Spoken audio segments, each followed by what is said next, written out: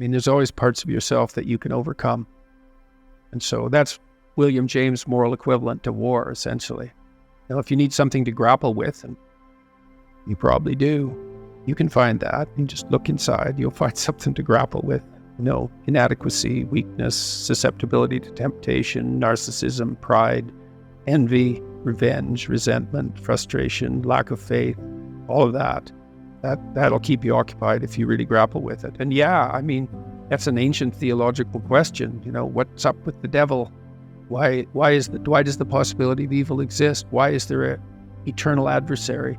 See that reflected in Cain and Abel, right? At the beginning of the Genesis stories, essentially. The first two human beings are good set against an adversary. And that's what opens history, that story. You think, well, why would God construct a reality where an adversary exists? And maybe it's because all things considered, a world with an adversary is a better world, just like a garden with a snake in it is a better garden. These things aren't easy to understand. No snake, no necessity to contend with snakes. So why be awake at all? No adversary, no challenge. Why be challenged? Because maybe you're better for the challenge. And maybe that's the challenge, to see if you can be better for the challenge. But that should be internal.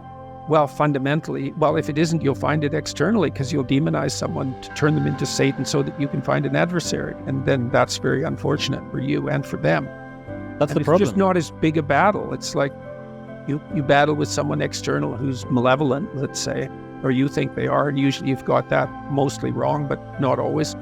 But if the battle is inside, which is where it's supposed to be, most fundamentally, then it's the ultimate. It is the ultimate challenge. And that's the infinite game. The external one. Battle between good and evil on a playing field of chaos and order. It's the eternal game.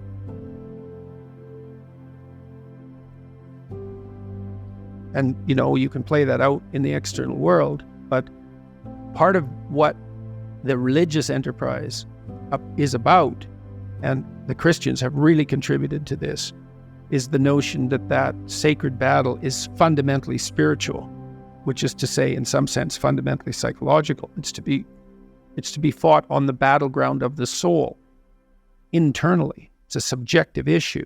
How do you defeat evil? You defeat the evil in your own heart.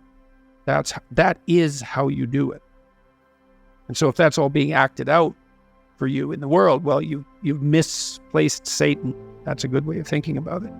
This is another weakness, I think, of the atheistic position, because it's pretty hard. It's easy in some sense to dispense with belief in the highest good, but it's not so easy to dispense with belief in evil. So that's a big problem. So then where do you localize it?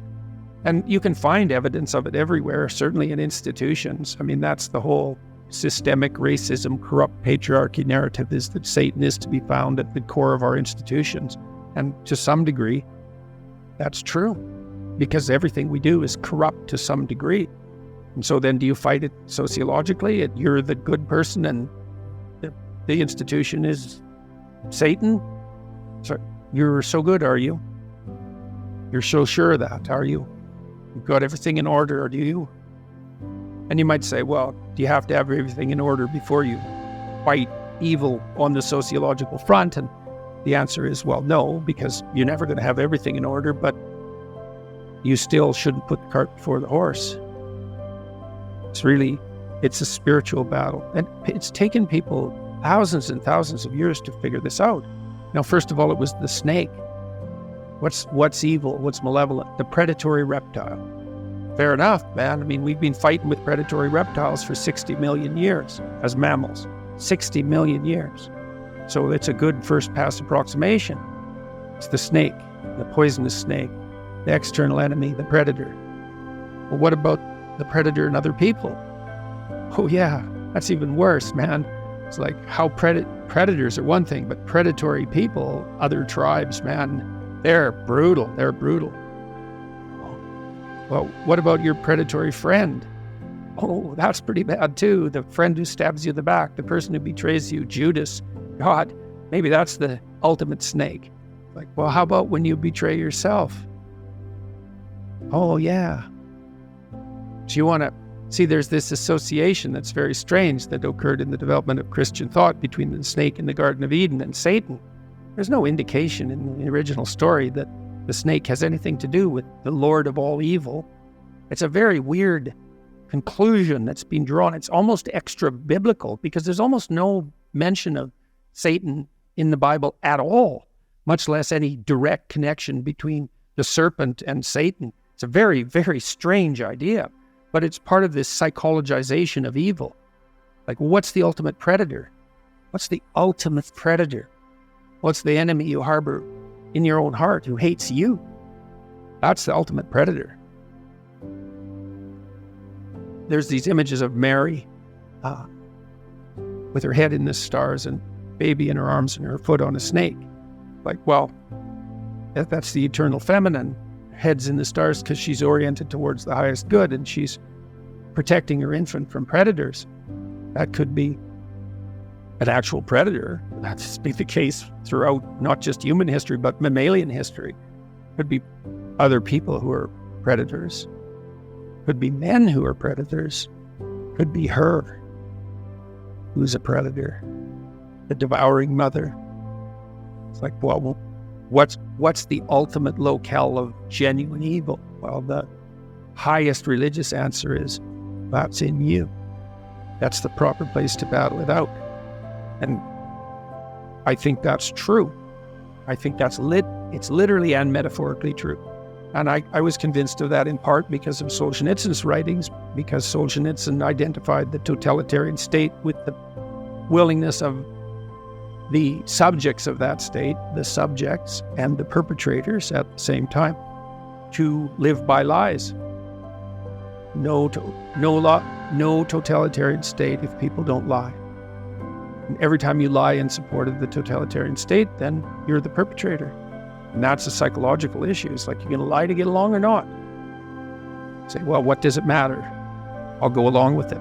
It's okay. We'll see how it matters. Because it matters.